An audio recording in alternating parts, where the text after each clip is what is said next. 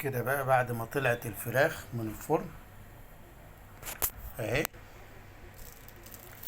بص بقى قشطة عاملة ازاي، فراخ مع الفرن مع صينية بطاطس. طبعا الرز اهو بيتجهز اهو، بس لسه بقى ايه، طبعا رز بالشعرية.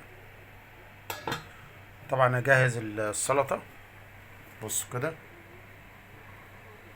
اهو. لا وشوية الشوربة ايه، بص عاملة ازاي، شوربة الفراخ. تمام كده بقى. طبعا صينية البطاطس خلصت مع الفراخ اهي اهي.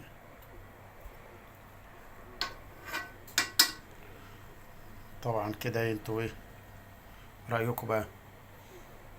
طبعا اتحطت على البطاطس ودخلت الفرن وبقت ايه، زي الفل. الرز طبعا لسه ايه موطي عليه اهو،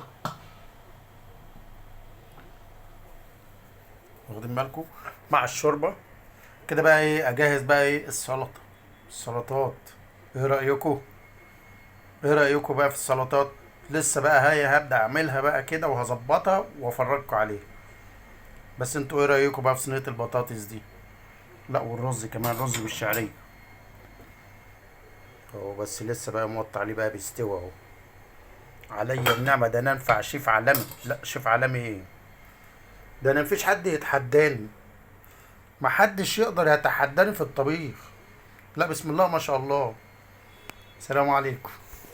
قولوا لي رأيكم بقى.